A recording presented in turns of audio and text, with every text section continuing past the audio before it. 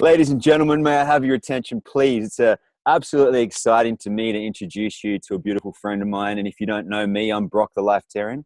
So kind of introduce you to a friend of mine, Cam Adair. And I met this gentleman actually out in the surf at Encinitas, Leucadia Beach to be precise. And it was quite interesting because, I mean, I talk about serendipity a lot, but it was quite funny because I said, where did you learn to surf? And whose board are you on, blah, blah, blah. It turned out another mutual friend of ours, Preston, is the board you're on. And I don't know, man, I kind of have this thing about a soul family.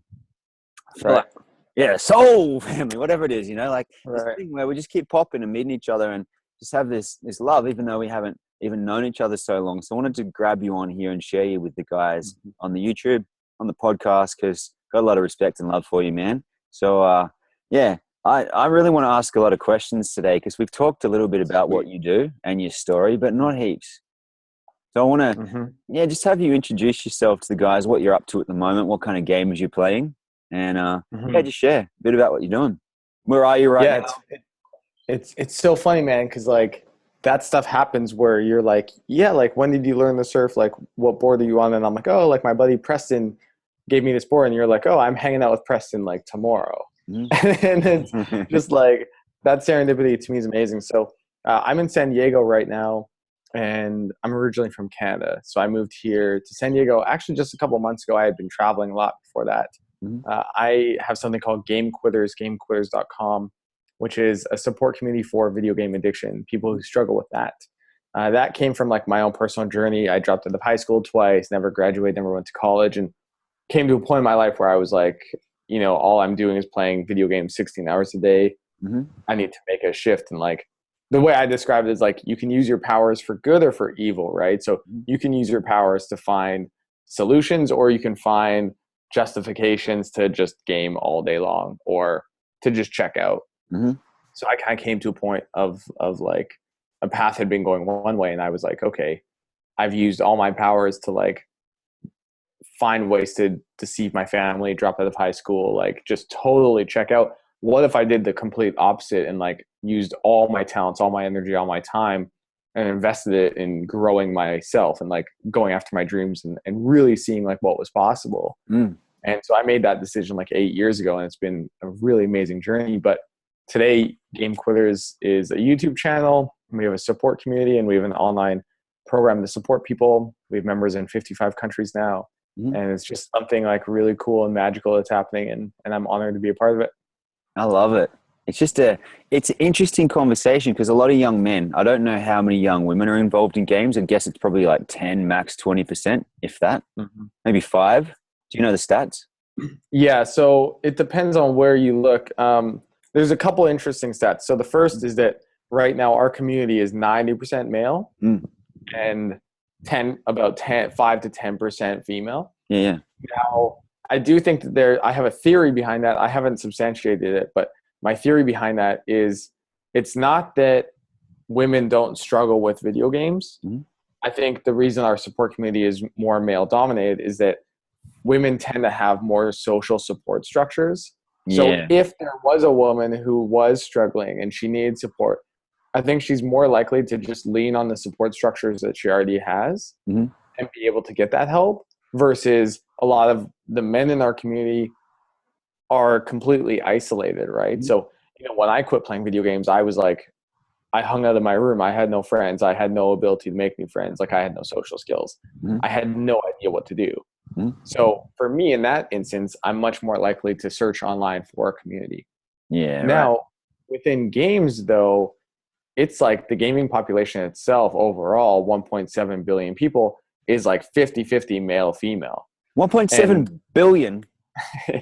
Only a couple people play video games. It's almost just everybody, right? And what's so interesting is if you look at, so this surprises a lot of people, but there are more women who play that are 30 plus than boys 18 and under. I've seen the women on their phones all the time. That's what it is, right? So like think about, I've seen this in my own mom, and I love my mom. She used to read a lot of books, and now she's a lot more on like Twitter and social media. and she's interacting, right? And a lot of moms now, instead of like watching TV like they used to, they're interacting on social media, they're on their phones, they're Mm. playing with mobile apps, they're playing mobile games. Mm-hmm. It's wild, huh? So it's different, but I think that the reasons why our support community has such a large male population has more to do with the way that we interact with the support in our life, Mm-hmm. more than it's like a representation of only boys struggle with video games. Mm-hmm. So let's look at it like this. Like it's basically, you could say gaming, you could put it in the same reference as gambling. See a lot of young guys. I talked to someone the other day. They said between 18 and 23, we function from a reptilian brain. Mm-hmm. Psychologists apparently talking about this, where it's almost like there's no fear. And I can definitely relate Mm-hmm. to that in that period. Almost like you're Yeah. like, I don't know, like a caveman brain where you had to go out into nature. And we're not, Mm-hmm. I'm looking at this too, because I used to lead men's workshops and stuff. And I see it for a lot of young men, myself included. You don't necessarily know how to relate to the world. Mm-hmm. One model that's related to us, particularly in Australian culture, I don't know about Canada, but you go out and drink and you have sex with as many women as possible. It's a Mm-hmm. different form of addiction. You know, Mm-hmm. in different cultures, some people sit there and you're out at the bar and you're talking to people. Someone else is sitting there on the poker machines. But it seems Mm-hmm. like it's almost a whole section of things you've focused in on gaming, because that's what you've broken through. But I Yeah. want to kind of speak to that whole fabric of human society right now. Do you think it's a Mm-hmm. lack of purpose? Do you think it's the influence of technology? What do you think it is that's driving these behaviors? What's Yeah. behind it? So it's a mix. Sorry, give me 1 second. I know we're recording, Mm. but this is how committed I am. I I love just it. got a live chat message, Mm. and I don't want to leave them hanging. I'm passionate about that. If it's not private, read it out. Let's make it part of the They interaction. If it is, they asked me. So I have a live chat box on my website Mhm. because I love to be able to like connect with people. And on the website, it's funny. So anyone who's watching this that's in the marketing, I used to get no messages, even though like I'm literally like I'm on my computer and available, Mm. and I wouldn't get any messages. And I changed one simple thing, and what I changed was on the bot box on the bottom where it says, "Hey, it's Cam." Mm. I just put in parentheses, "I'm not a bot." Mm. And now people message me. This guy just messaged me, and he says, "Is this really a real person or some sort of AI?" And I'm like, "Hey, it's Cam." And then now he's asking me like, "What color are your glasses?" You know, so he's like, Mm. "Are you actually Cam?" And I'm like, "Dude, I'm not a bot. Like, I'm a real person." Sometimes they'll message me and I'm like, "Dude, I'm like laying half naked in bed right now. I'm about to fall asleep." Like, no, I'm not a bot. Um, so let me just tell him to email me, and then we can get back. Yeah, I love it, man. It's fun.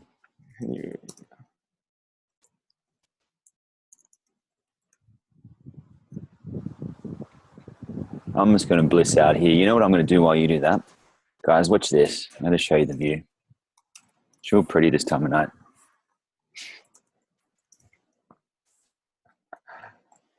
It's while Cam goes and organizes this. Beautiful.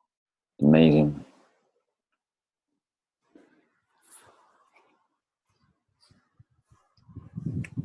This guy's from Germany, by the way.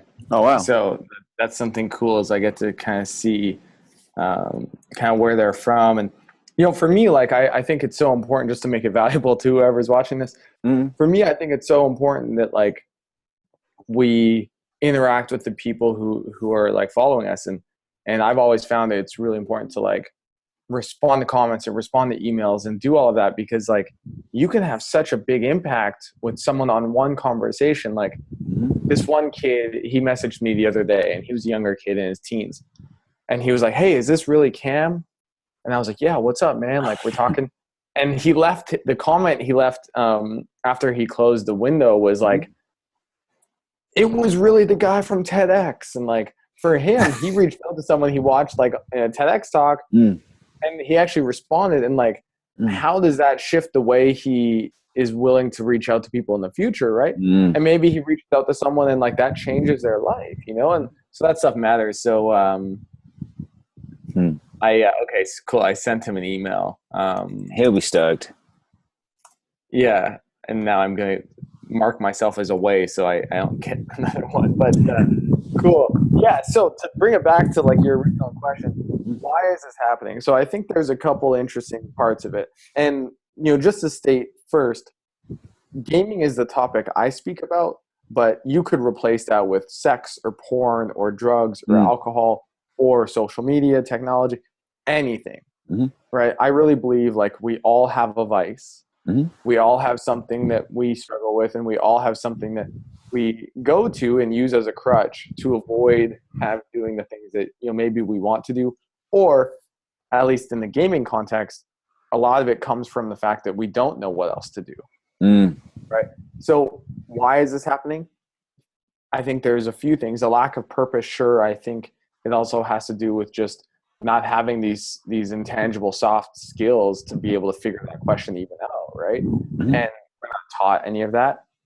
For boys specifically, I'll speak to that because I think it's an interesting conversation. For boys, growing up, I'm not sure what your experience was, but growing up, there's this kind of idea that women mature sooner than boys mature.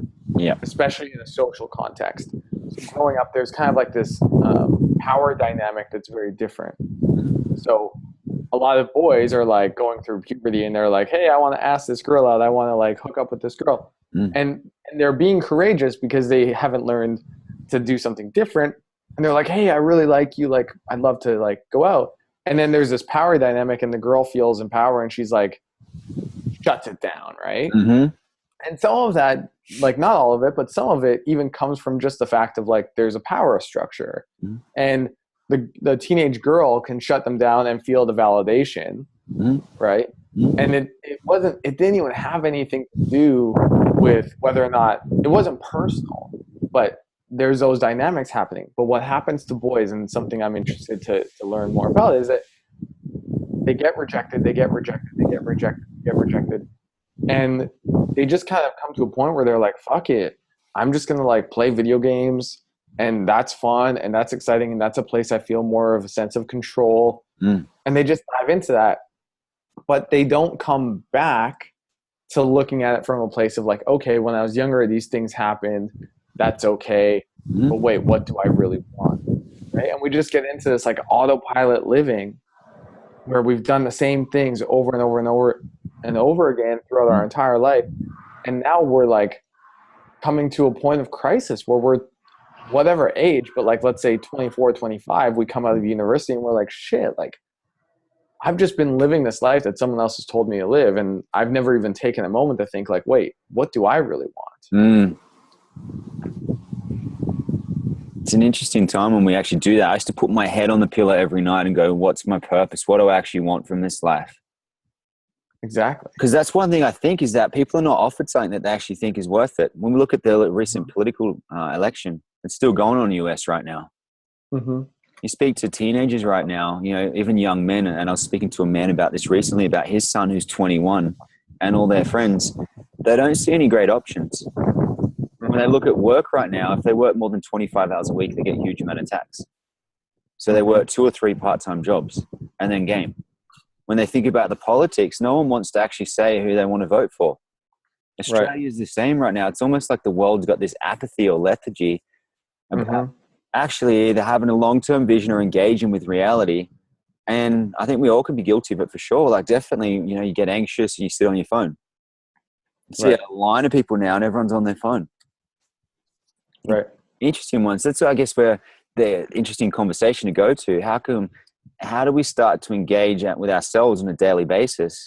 Even for yourself right now, I'd probably ask you that. You've gone from gaming to all of a sudden you've got this community.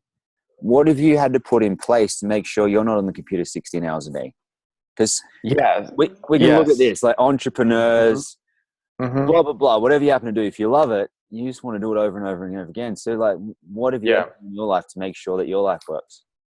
Yeah, so I want to touch on a few of those points. The first is that I think specifically for our community, there's very much this notion that their idea of what life is about is that life is supposed to be entertaining instead of what I believe life is about, which is being engaged. right? Yeah. And so because of all the time you spent gaming, you're very much in this like, I sit here and life provides entertainment. Mm-hmm. Or you could replace entertainment with stimulation, Mm-hmm. right? And I differentiate between stimulation and fulfillment, right? So it's not that if you're fulfilled, you're not stimulated, but it's just a difference. Mm-hmm. So yeah, I sit here, I'm passive, and life provides entertainment. That's what they get really focused on. And you could, again,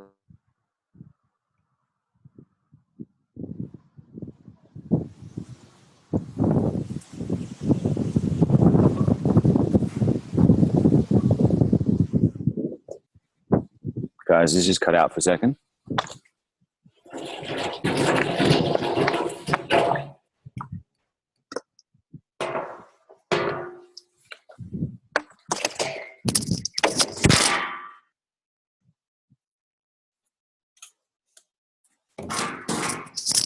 Let's see if he comes back.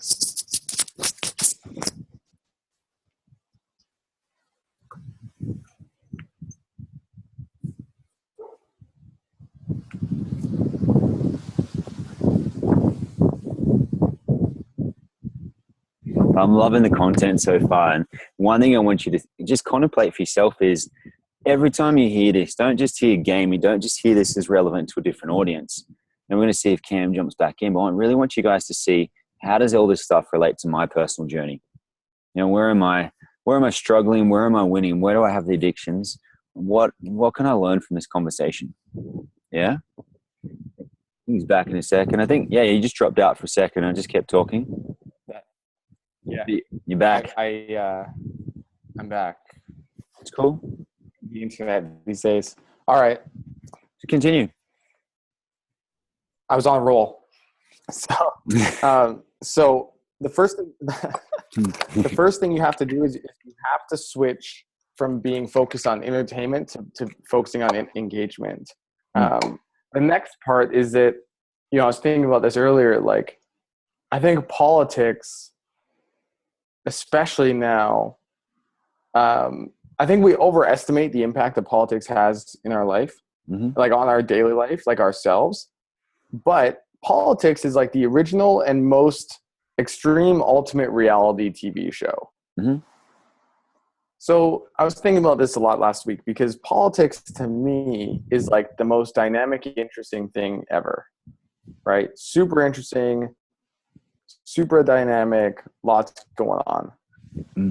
And what I realized was that I was spending so much time focusing on that, and that was taking away from me focusing on like my mission or my purpose. So politics in a lot of ways was stimulating me, right? But not like engaging me. And so it's interesting. When we went surfing, we were out there on the water, we were surfing. At no point was I like, oh, politics is really important right now. Yeah. It was like, politics didn't matter at all, right? But if you don't have a sense of purpose beyond, or if you don't have a sense of purpose in your life beyond what society is going to tell you your sense of purpose should be, then things like politics become very, very interesting, right? And sometimes I see this like when I go back to my hometown where people who, I love them, but like who haven't had a sense of purpose beyond themselves, they end up getting a partner, getting married pretty young, and starting a family. Now, of course, there's nothing wrong with that. But it comes from this energy of starting a family because they need a sense of purpose, and their family becomes their sense of purpose, which is beautiful and it's great. But in my life, like at no point right now would I be looking to get like married or starting a family because I have a purpose that's like beyond that, and I need to focus on that in some way, right? Now, if it happens, it happens. But I think politics can kind of play a similar role. So you need a sense of purpose, and you have to create that from yourself. And even finding your sense of purpose is part of your purpose. You know what I mean? So I know you're really big on like finding your vision and thinking about your vision and asking yourselves those questions of like, what do I really want? And I think that's where it starts. But you have to be really careful of like, what areas of your life are you focusing on, like just stimulation or just things that like are flashy and shiny, like politics or your favorite TV show, or anything that society is telling you that you're supposed to do, when I think I could be up in the mountains focusing on building game quitters, and like the amount of interest in politics would be so low, it'd be almost hilarious. You know what I mean? Yeah, man. It's an interesting one. So say we're speaking to someone right now who's contemplating this thing. Could have been like we were, just a few short years ago now, really. So not that long since we started, making this shift, asking those questions. And says this thing, someone's like, fuck, what's my purpose? I know there's more than this, but usually what happens is people in a certain social circle where that's the influence. So all of a sudden we realize the stuff we were doing right now, we might have this moment of truth in 3 years and go, the stuff we were talking about right now no longer is our truth. And we shift all of a sudden, we're engaging in a whole different influence. So for these guys that are there, just these guys that are there, women, whatever, whoever is speaking to in this conversation right now, what are your 5 things? If you want to break free from the lies that have been sold to us, would be one way. Like, that's what I love about travel is you come to France, it's a particular way. You drive a particular way, you speak a particular way. None of it's real. Everything's made up. Everything's set literally these pieces of grass, but even that someone put there. Right. And most of reality, all of reality is made up. It's kind of like this. Someone else made it up, and you're now living within that idea. Right. So why don't you just make it up yourself? Like in my life, a lot of people said, you need to go to school and get good grades and go to college and get good grades and get a degree so that then you can get a job or something. And I totally understand like where that comes from, but at no point did I want a job. I wanted to do my own thing. So like that was not interesting to me.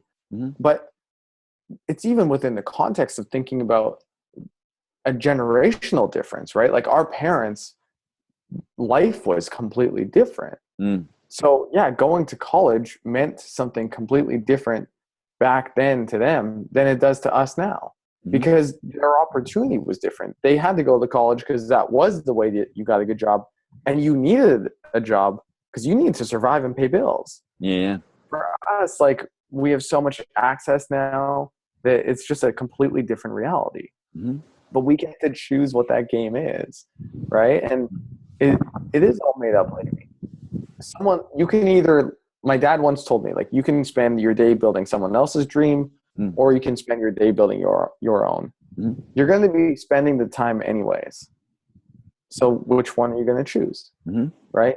And so, yeah, the first one is understanding like that it's all made up. You can make it up to be anything that you want, and to be aware of like how society is conditioning you for whatever reason to think a certain way, to do certain things, and to like behave in a certain way. So I think that's why surrounding yourself by different people is so important. Travel for me has been an amazing gift in my life, because I've realized that the way I thought wasn't necessarily the only way. There were a lot of different ways to do things, and I liked some of it, I didn't like some of it, but it gave me new experiences. I think you can, if you don't have access to travel, you can also find that in books. Start reading, start exposing yourself to different ideas, start looking at different perspectives and ways that people think. You don't have to take everything on. You can take it all with a grain of salt. Notice what you find interesting and leave the rest, right?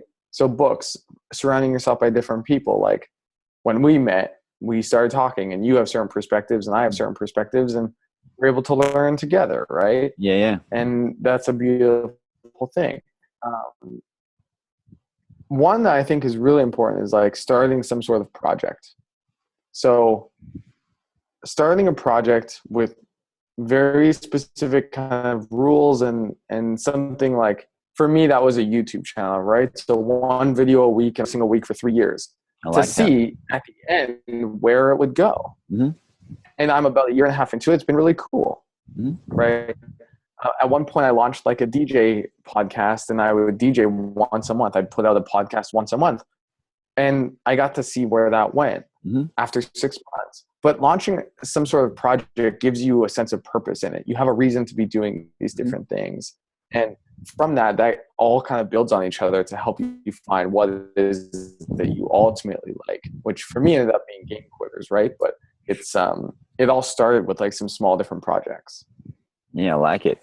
Just fun to do too. Like I loved that the other day when you posted up. I think it was on SoundCloud, and it was just fun. Like, Mm-hmm. wherever you Mm-hmm. posted up that you'd done a DJ Yeah, mix, yeah, and it's yeah. fun to share as well. Like I love that we have all these platforms that we can share these things too, that we can jam out with each other. Because Mm-hmm.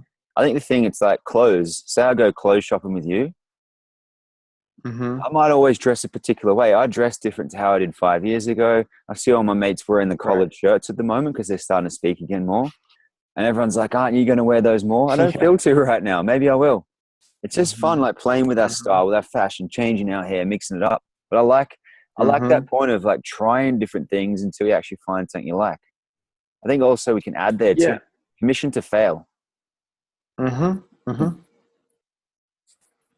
Yeah. Permission to fail and like permission to like grow a Mm, little bit each time. Like, um, so the way I think is very like, I'm a bit more of like a literal thinker, very analytical. So structure is good for me. mm. When I started learning how to DJ, it was fun for like a minute, and then I started to kind of hate it because it was hard. Ah, yeah. And I almost gave it up, even though DJing to me is like one of my biggest passions now, but I almost gave it up.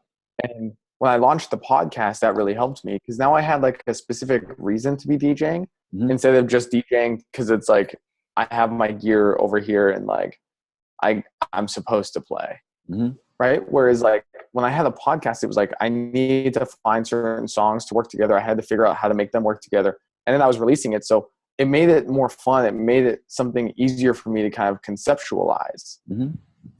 Then I could put out a mix and then see like, oh, how could I improve it? And then improve it and put out another one. But I had like a reason to be DJing. And Mm-hmm. in that gave me a sense of purpose. Right. So the way I think about a sense of purpose is just having a reason why you're doing what you're doing. Mm-hmm. And truthfully, a lot of the time that comes from you. Like there's no other, like you're not just going to magically find another reason why you're supposed to do it. You choose that. Mm-hmm. Right. And so just to go back to permission to fail, like surfing, I don't think I would have started surfing unless I was completely comfortable with the idea that like, for me, it was only play. Yeah, yeah. Surfing to me is all play, and play to me means there's no goal behind it. Mm-hmm. It's just to go out. Yesterday I was out on the water. The only goal of mine when I'm out on the water is to be out on the water and to like have a good time. Mm-hmm. And because that's my goal, I'm only allowed to have a good time. Like no bad time surfing, only good times. And that helps me go and do it, and I enjoy it. And like it's something that brings a lot of joy to my life Mm-hmm. because that's the point. It's only supposed to be that, right? And it doesn't matter if I fall on my face the whole time or Just an anything else. illusion. It's just meant to be fun. I like that. Let's talk about fun because this is the thing I see with gaming too. If you're gaming, it's not real. Whereas life, Mm-hmm. it's real and it's fun. It's like Mm-hmm. when money becomes significant. It's like you have those times. I don't know if you've ever had that as a business owner where it's really hard to make money, where it's so Mm-hmm. significant. You've almost put like this thick cloud of doom on it to kind of try to use a bit of gaming language here. And say surfing, when you make it significant, it's so hard. Every time you're like worried if people are watching you, you're worried if you're hurting yourself, you're worried about everything. So I want to see how we can speak to that metaphor right now for people that want to go out and do something different. Because if you're comfortable, a lot of people right now, they've got a good life. There's a lot of people that I'm Mm-hmm. having conversations with and doing some mentoring with and stuff because they've got what looks like a good life. You know that thing where they got the house, investment property, I don't know, they have sex twice a week, pretty Mm-hmm. comfortable, blah, blah, blah. I don't know, whatever an average life is. And, life's good. But something within them they feel is not great. And they know there's Mm-hmm. more, but they know there's a risk involved. They could Mm-hmm. run out of money. True story. You run out of money in a game, sucks. Run out of money in real life, it seems Mm-hmm. more of a big deal to people, but when we're going to look at, well, is it really? I just want to talk about that, like Mm-hmm. explain how do we apply this metaphor right now to applying the game of life? Because you're doing a great job of it. So I'm curious, you've transferred that skill. We talked about in the surf how you had laser light focus to be good in the gaming world. And now I love some of that structure you have. It's things that I'm putting into my life more. It actually simplifies my life. Even, so I'm always I like getting inside your head just to ask some different questions, like the game of life. Yeah. How are you playing it in such a way to make it work for yourself and everyone in your community? Yeah. So I think, to go back to something you kind of brought up earlier, like how do I keep myself from sitting in front of the computer for 16 hours a day? Oh, yeah. And part of that is because I am very comfortable doing that. Like if I sat here at this table with music on and worked for 16 hours a day, I would thoroughly enjoy it. Mm-hmm. But at the end, I would be a complete zombie. Mm-hmm. And like I wouldn't even, be able to have like a conversation with someone. I'd be like a robot, right? Mm-hmm. So I realized that like it's very comfortable to keep doing the things that I was doing. Mm-hmm. And what I realized was like, first of all, work is always going to be there for the rest of our lives. We're never going to catch up to our to-do list. Yeah. Our to-do list is always going to get longer. Our reading list is always going to get longer. Mm-hmm. All these things, right? So instead of like continuing to chase it and always feel every day like we're behind and we have all it, and instead it's like, okay, how can you make it all work together today, wherever you're at? And for me, that was about bringing in more play into my life. I like that. And again, play, the purpose of play is no purpose. Mm-hmm. The only purpose of play is to play, to have fun. There's no goal. There's no like, I need to get better. There's none of it. Mm-hmm. Now for me, generally, if I was like just going and sitting in a park, I would get kind of bored pretty quickly. That's just part of my personality. Mm-hmm. So surfing is fun because like I get to move. It's dynamic. There's waves coming. Like it's like playing a sport, but there's no goal attached to it. So it's fun. For me to incorporate play into my life, physical activity is like the biggest thing because it's easier for me to understand. I can move my limbs. I can like use my body. And that helps me kind of get more like into my body instead of being in my head. When I'm in my head, I'm like, I want to work.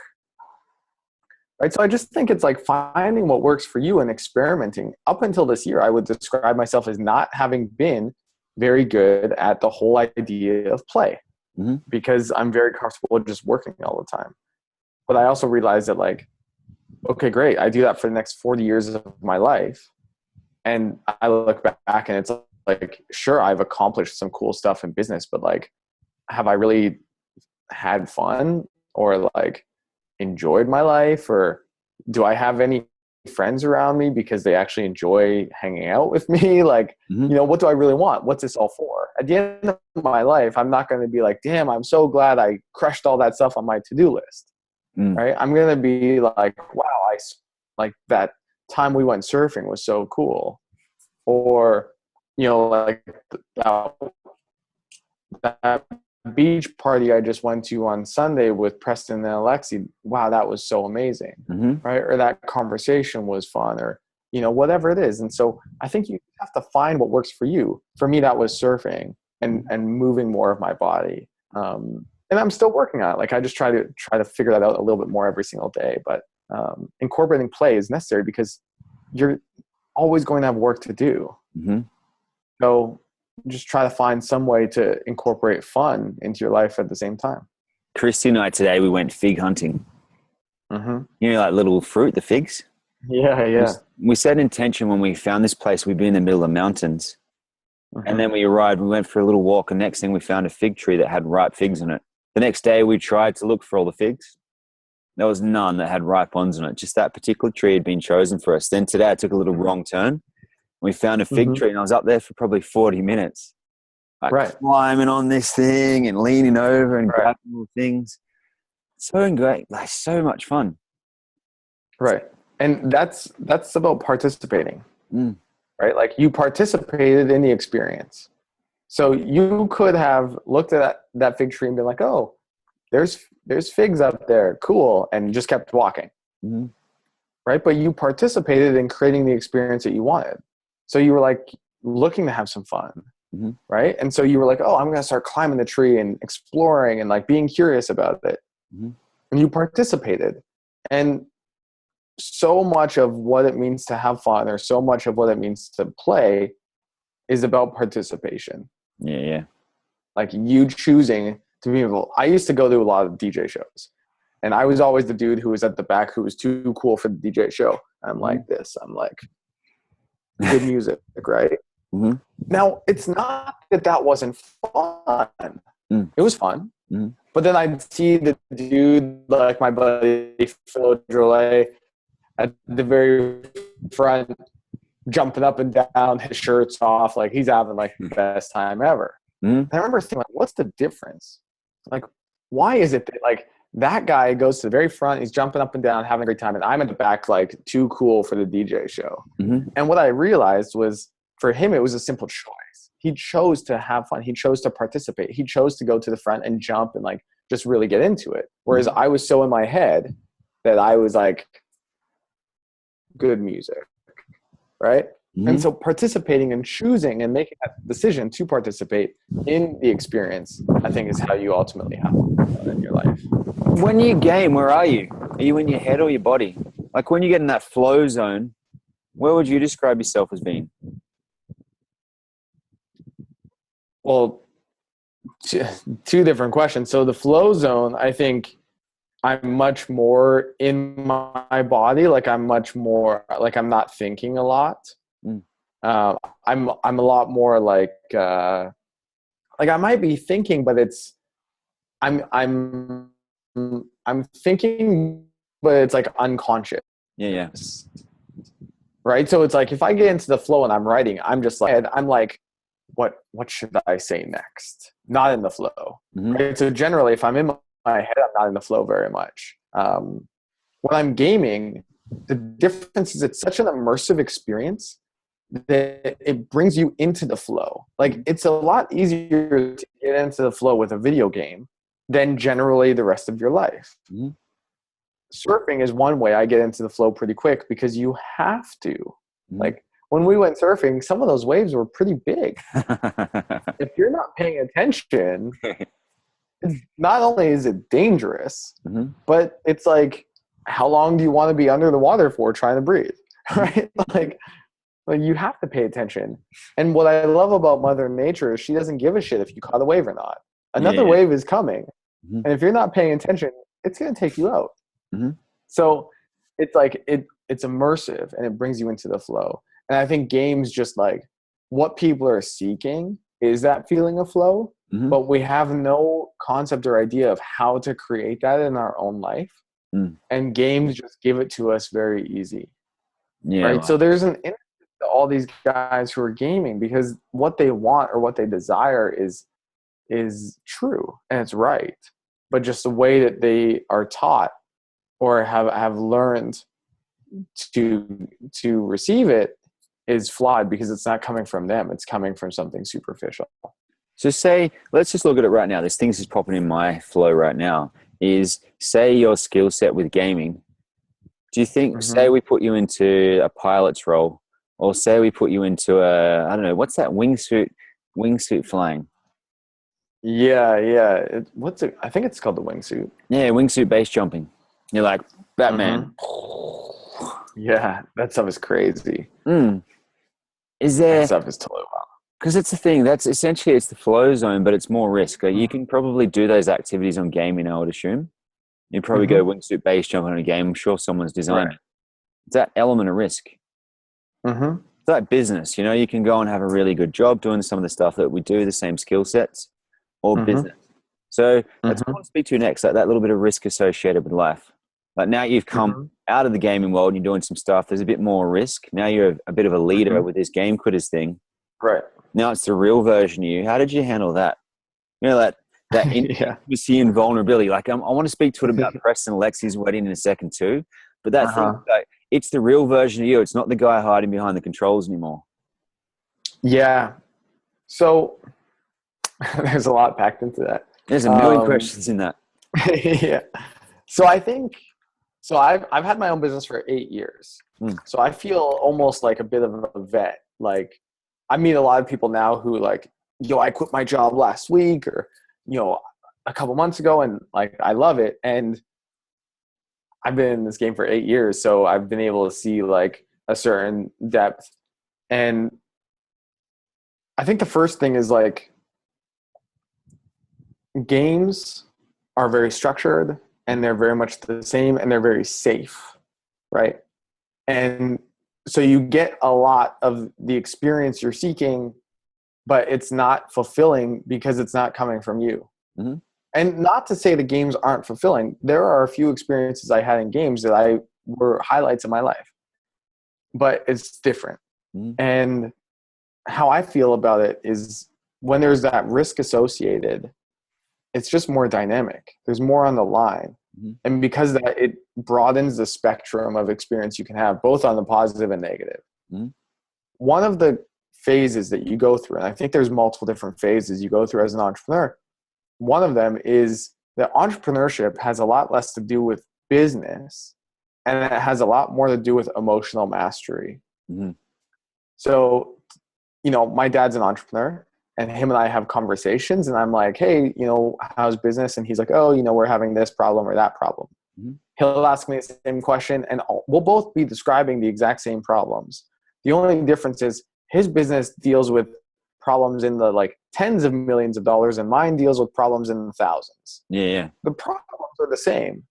It's just the dollars behind them. Mm-hmm. So it's about learning that emotional mastery, right? Of like, yeah, okay, right now I have to make some money to make sure I pay rent. Mm-hmm. And I need to be able to be in that space, be able to keep my sanity. Mm-hmm. Now, I'm not saying I've always been able to do that, but that is one of the processes you have to go through. It's a phase you have to go through, and you have to develop that emotional mastery. Mm-hmm. And I think that like, if you play games, you don't have to develop that.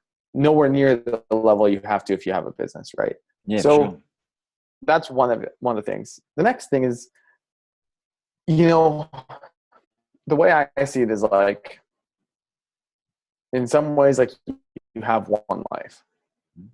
And I kind of came to a point in my life where I was like, I feel like I have that potential inside. I feel like I could do some really cool stuff. Mm-hmm. Is there going to come a point in my life where I do decide to go for it? And I figured, years of my life, never going for it. Like, at some point, I would probably be like, yo, fuck it. I got to do it, right? I got to know what I could do, right? Mm-hmm. So if that was true, that at some point in my life in the next 40 years, I would take that risk, then I might as well do it now. And I think I was 20 at the time.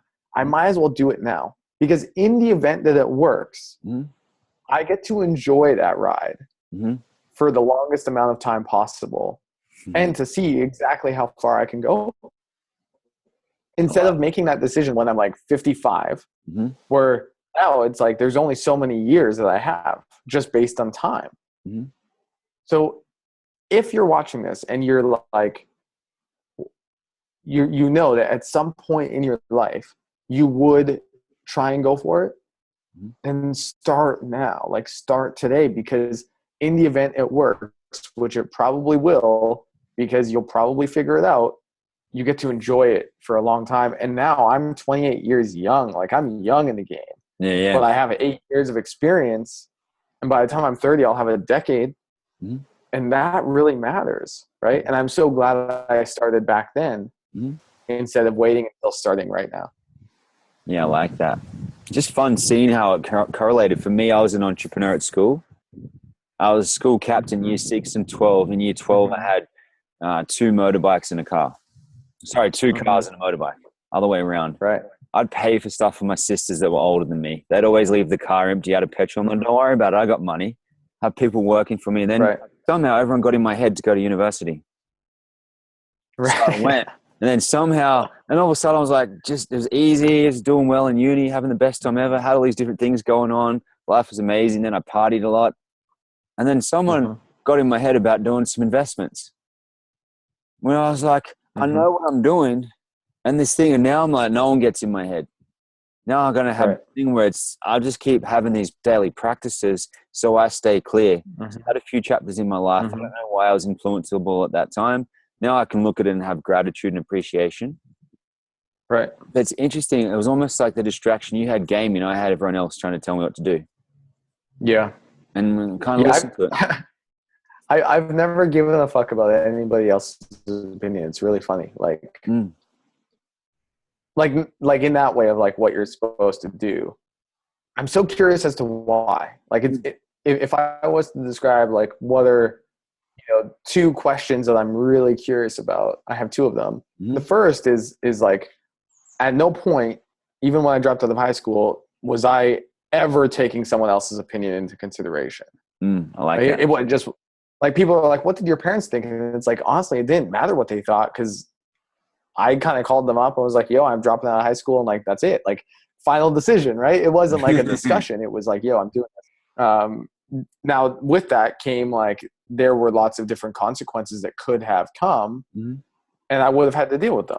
Mm-hmm. But that was the decision I was making, right? Mm-hmm. So that's one. So I'm so curious as to like why that is, like, just and how we can bring that sort of thinking into like a lot of other people, right? Like, so that we're not so influenced by everyone else's insecurities and anxieties and fears and societal pressures and just their own realities and concepts of what's possible in the world. The second question is what I call the next thought. And so I live in California. And the reason is because at one point, a couple years ago, 4 years ago maybe, I was in Canada and there was a snow blizzard. It was horrible. And I walked from my house to my car. It was like minus 22 Celsius outside. I was sitting in my car and I was like waiting for it to warm up, right? I was like so cold. And I was just like, why do I do this? Like, I hate this. Yeah. And then I had the next thought, which was, I should move. Right? Now, so many first two thoughts. I hate this.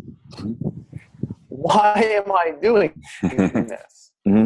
But then they never have the next thought, which I should change it, or like I should move. Right? Now, for me to move, as you know, like I had to get a work visa. That took 8 months. That took a certain amount of money. That took a certain amount of like 3 months of hardcore work. Like it wasn't no small feat. Yeah. But you can totally figure it out, right? Now, it's not about me, but I'm just curious, like, why is it that we don't have that next thought? And how can we help people have more of those next thoughts? Because those next thoughts are the ones that really change people's lives. Yeah, big time. And that next thought, it's that dominant one. You know that thing when you contemplate something and all of a sudden you're sitting there, whether you're having a surf or you're having a shower, and that next thought comes through. But then I think people do it again when they have this monkey mind experience where all of a sudden they're like, but I could do this, but I could do this, but I could do this kind of.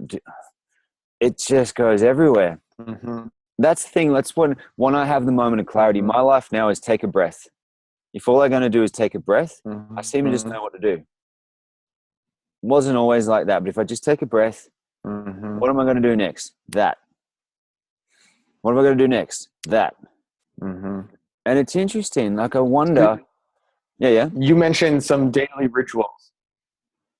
You like, you can finish that thought, but the question I was going to ask is, like, you said you have some daily rituals that help you maintain clarity. Yeah, big time. And so maybe like share some of those after you finish what you were going to say.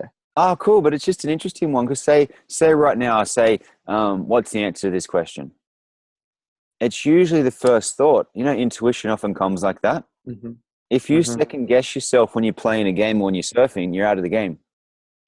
If you think about your entrepreneurial journey over the last 8 years, the highs and the lows of it, I'm sure you've had those. If you second guess yourself, you're out of the game. Think about a relationship. You second guess yourself more than a few times, you're out of the game. But in terms of daily practice, I was going to ask you about it, but I'll share some of mine. My daily practices, focusing on my breath. Time and time for play. I like to meditate. I listen to sometimes some binaural beats. I love Joe Dispenza. He's like a beautiful guy. He had a motorbike accident when he was about 19 or 20 or 21. His whole spine was shattered. So he got his friends to lay him down for 6 weeks on his stomach. And because he was a chiropractor, he visualized his spine healing. He was told he would never walk again. 6 weeks after that, he spontaneously healed. And he could walk again. And he spent his whole life, probably the last 30 years, traveling around to find out, well, what is this phenomenon that the human body has this capacity? And all of a sudden he was on a different tangent, differently curious. So I listened to some of the stuff from him regularly. I practice Qigong. And then what I do as part of that is I'll bless. Like say I think of you right now, I'll sit there and I'll start blessing you, your life, your movement, all the different things, your future, everything that's going on.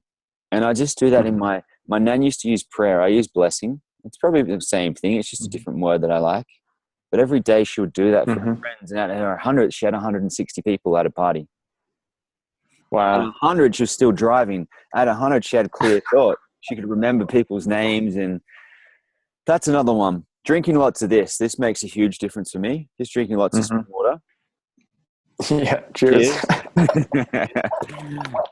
Heaps of play. This is like water, I think, right? Water in a coffee cup, or water, or it's coffee.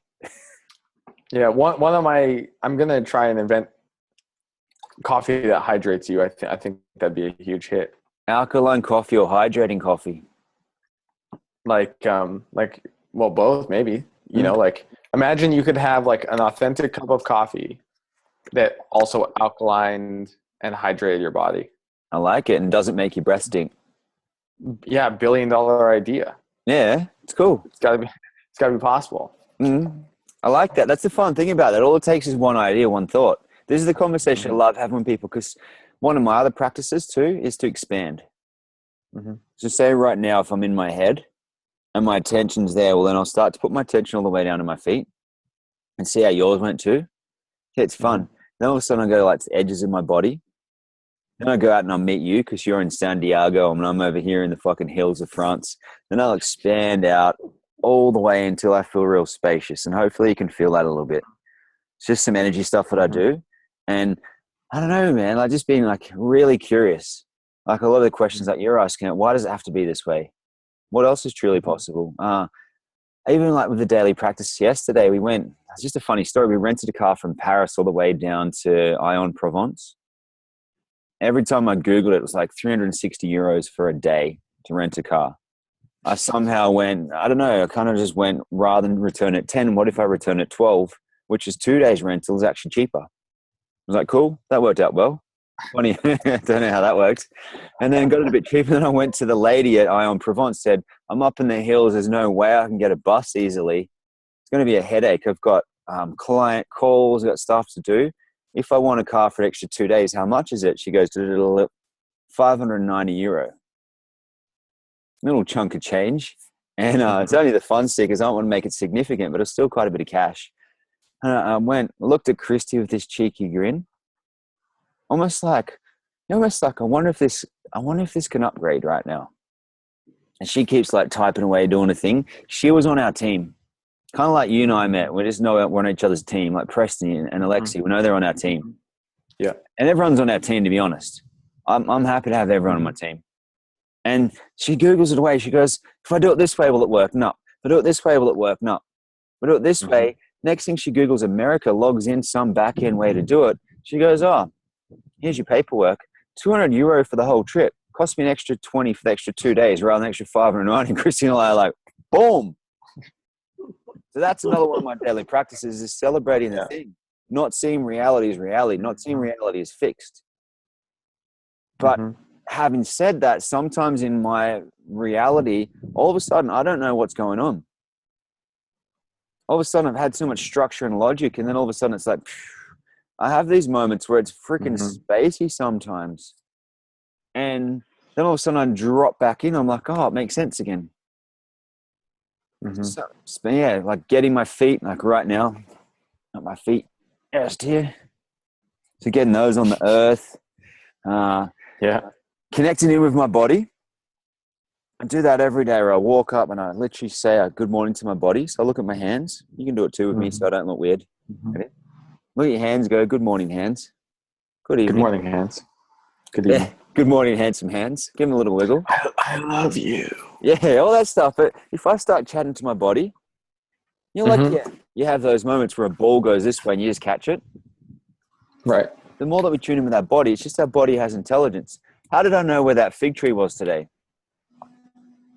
You just went. Just, Just intuition. yeah, and Mm-hmm. I like that. I hear these examples like Dr. Bronner's. What does he know? These are the questions I'm looking at on a daily basis going, I want to receive the energy of guys like Dr. Bronner because he has me fucking Mm-hmm. curious about what energy he created his business and life with. And so I'll start to receive the energy and rather than model his behavior, I receive his energy. When I think about guys like Nikola Tesla, rather than model his behavior, which doesn't quite get you there, you see all the guys write the books about it. You get Mm-hmm. clues, you get different things, but they're never going to be quite the genius that Nikola Tesla was. Think about Mm-hmm. Rudolf Steiner did biodynamics. I'm always curious about him. So rather than modeling his behavior, I'm like, let's get the download. Mm-hmm. And that's another one of my daily practices. Just trying to think some more. Got lots. How about you? Exercise, some Yeah. sort of physical activity. I work out like at the gym 3 times a week, hit yoga twice a week, and then surf twice a week. So one thing every day for sure. Mm. I like to walk to the coffee shop that's near my house first thing in the morning, usually. Just like good to like walk in the morning. A big thing lately for me has been like not necessarily like writing down things I'm grateful for, but just like being aware during the day when I feel that sense of gratitude, and then I describe it as like intensifying the feeling of it in my body. Yeah, I like that. So like like this morning I was walking back from the coffee shop and I just had a moment where I was like so grateful for how blessed I am.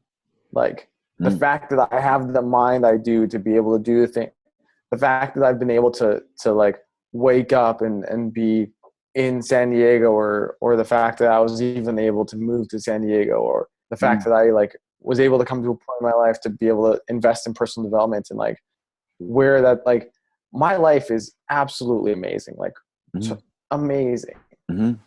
This weekend I'm at Lexi and Preston's wedding and there's 200 people there, and I'm one of the like 200 people that was family to them, that they wanted me at their wedding. And those are two people who are remarkable people. You know, that's amazing. And I just feel so blessed and so thankful that I'm able to do what I do. So just in those moments, I catch myself like really trying to like intensify just how good it feels in my body, so that it becomes more of a like I sometimes I see people post and they're like, wow, like waking up to sunset with like a grateful, or waking up to sunrise with like a grateful heart, and just really trying to like embody that more in myself.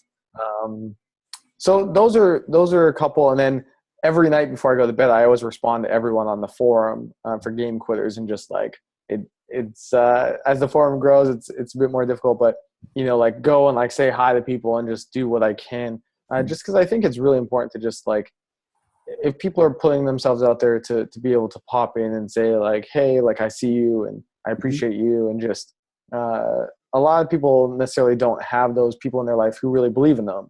You know, like I do. I'm surrounded by people who believe in me, and that makes a huge difference in my life. So I try as much as I can to be that source for other people who I may be the only source for. If that makes a difference. So those are, some always get outside. Always, I drink 2 cups of coffee a day, things like that.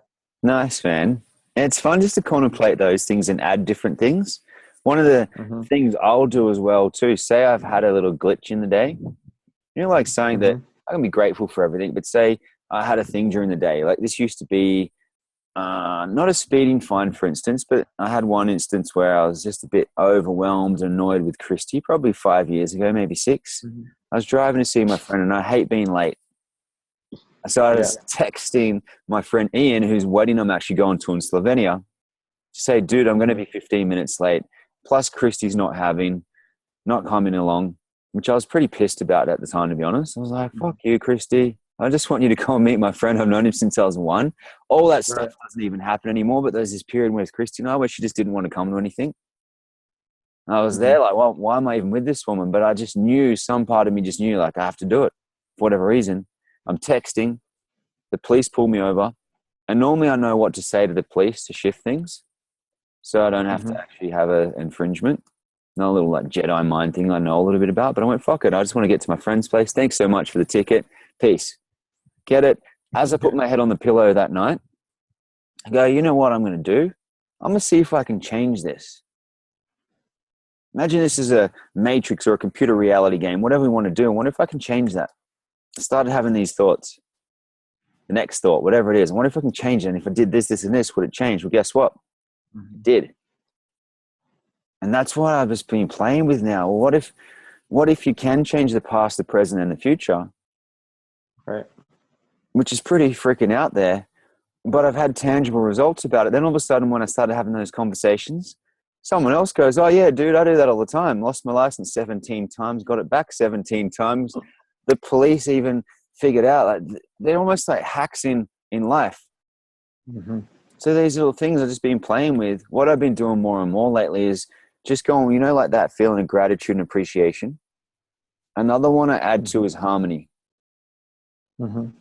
Just a different energy or frequency. And I'll Mm-hmm. also play each day, like for a while, it was precision, elegance, and adventure. Those are my 3 words. I remind myself every 2 hours of that energy. I'm like, what else do I need to embody? Precision, elegance, adventure. So every time on that, every 2 hours, I would stop and go, precision, feels like precision. Elegance, feels like elegance. And similar thing, run it through my body. Adventure, pretty much good at that one, but I want to keep that and really dial it up. Yeah. And so, yeah, just adding those different elements, but always conversations like this. Right. Exactly. When I call someone up on the phone, I'll let you call them up and go, can I have your attention, please, like I did at the start of this? Yeah. Do you have 5 minutes that we can have a conversation? Mm-hmm. Because I found this thing is so many times we're not there. You know that thing where you're like, can I have your attention, please? All of a sudden, someone's there, it's only 5 minutes. Everyone's got 5 minutes, cool, and then they're there with you. Because that's the thing that you're giving those guys that are gaming. That's what they want. That's the love. Mm-hmm. And just to give them Mm-hmm. 10 seconds of your time and type a message back, they're like, someone actually cares. Exactly. It'd be interesting, like where you're going with this. If there's, what did you say, 1.8 billion people? 7 billion. I think it's like 1.9 now, but like 1.7, I think, Yeah. is one of the latest studies. So plenty of people there. It's a big niche. Imagine all of a sudden you've got, Lots of people. let's Yeah. play with that frequency. Imagine you got 1 billion people in your movement. Mm-hmm. It's fun to like just contemplate that. What are all the elements that are going to just keep it world class so it doesn't become dependent on you, but you still have your love Yeah. in it? Kind of like Dr. Bronner's. How big do you think that company is? Pretty Right. big? Oh, yeah. It's pretty big. I'm not sure exactly how big, but I mean, pretty substantial. Mm. For me, like the big focus of me right now is, conservative reports, like very conservative, would say there's at least 10 million people worldwide who have like a video game addiction. Mhm. And I want to reach like at least those 10 million people. Yeah. So that's kind of like 3-year vision, at least positively impact like 10 million people worldwide. I think like you could make a case that number could be as much as 50 or even 200, Mm-hmm. depending on the sort of like criteria you use for video game addiction. So, I want to reach at least those 10 million people in the next 3 years. And then beyond that, we'll see where it goes. But yeah, that's like set some big goals and then start finding systems to get there. Yeah. So I just want people who like, if they struggle with this issue, to be able to get the support, tools, and resources they need to be able to live a great life. Yeah, man. And that's it. And like, as long as I can like do that, I feel like I've done my part. Where this will all go, where this company will go, where I'll go in this issue, et cetera, I think will unfold as it needs to. But I had like a 3-year goal. I'm a year and a half into it. Feels really good. I have a general kind of 3-year goal now. I just set again for 10 million people, and we'll kind of see where it goes after that. Fun, man. I like it. I'm excited for. Yeah. I want to wrap it up because I just think it's about time. I want to go have some dinner, and I think it's I'm probably gonna have a smoothie after this. have the best smoothie. That's beautiful food, powerful conversations. Mm-hmm. Just hit it on every level. Like you get into a relationship with someone. This is the thing. Like Preston and Lexi right now, honeymoon period, but they're not going to do honeymoon for 3 months. They're going to honeymoon the rest of their friggin' lives. Yeah. They're going to Morocco tomorrow. Mm-hmm. Tomorrow for 20 days. But yeah, you're so right. Like their honeymoon is the rest of their life. Wonder how they're going to deal with their social media addiction. They're going to have to switch off. Preston was, they do a better job of it than people maybe perceive based on their posts. But they, Preston was asked this question at his book launch event about how he posts and what he thinks. And for him, it's all about discernment. So they're very conscious about the way they engage in technology. And I know for a long time I was following it. They'd wake up in the morning. I think they meditate, then they do their posts, and then they move on with the day. I like that. Right. And so they're a lot more conscious than like what it would appear, because it can appear like they're on it all the time, but I think they're on it at like a lot less than people think. Yeah, for sure. I don't think you need to be. I know someone who has a Leonie Dawson. Her website's leoniedawson.com. I can send it to you, but her business probably it's a $3 to $5 million business, but it impacts a lot of women. It's just a great model. I think it started off at $100 business model. Now it's about $500, but she makes between 3 and 5 mil. But she does 20 to 30 hours a week. Everyone in the community feels like she really cares, and it's really interesting because she just talks about it. The less social media that she's on it all the time, she has a massive reach. She does like her 3 targeted posts, sets them up, blah, blah, blah, and done. So I think there's definitely something like, I'm looking at the moment with myself, like structure. I love in Europe and Italy right now. I don't have a SIM card. I'll probably get one in Italy, but it's quite nice because then I've got the Wi-Fi access. I go out, no one can contact me. I didn't keep my Australian number. I just it's there when I get back, but I didn't divert it. It's just people get the voicemail. I'm traveling. If you contact, you'll find me.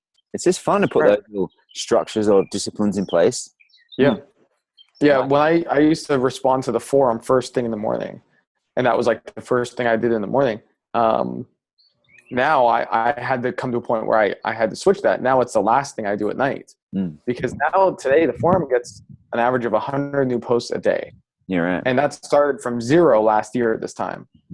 And we just crossed like over 10,000 posts, and it's been really amazing. But I used to respond in the morning, but then because I had just responded to the whole forum and got that done, throughout the day I was like checking it to respond to any new posts so that like I didn't have to like do a big batch later. But then I realized like I'm checking the forum like all day, and it's taking my focus. So now it's just the last thing I do at night. I respond to everyone. It takes me about 30 to 60 minutes, done. And then I can do it again tomorrow night and the next night. And then it's just a really nice flow. Yeah, like because sometimes when things reach a point, like you have to batch them and find that structure, find that way to disconnect and just make the most of your time. I like it, man. Just a few more things, like insights I'm putting into my business right now, just to make that difference. Because the ultimate thing is, how do we impact more lives? That's what we get down to. And if we put these disciplines and structures in our life, well, then we can make that global impact that we know is possible. It's radical. I appreciate your time, man. It's always a pleasure. And as always, we say, I'll see you soon. Man. Oh, likewise. It's fucking cool. Just new friends. But in some city, country around the world, spontaneously, it'll happen. It's just how it works with me. It's random. It's great. I'll shoot you the dates for Croatia just in case you can boost over. We're going to catch up in the islands of Croatia. You're welcome. But yeah, man, life's amazing, huh? Yeah. I mean, I'm blessed, and we're all blessed. If you're able to watch this right now, you're in like the top 1% of people who are able to access like any information, anything that you could ever imagine. And I just think that's always important. Like if you have access to the internet, you have access to anything ever that you would ever need to be able to do anything ever that you want. Yeah, and for those people that watched all the way to the end, big congratulations, big thank you.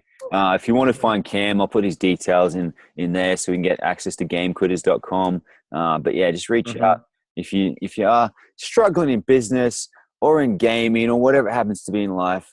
There's Yeah. people around you can ask for help. We both do our particular thing. So many other people do. Mhm.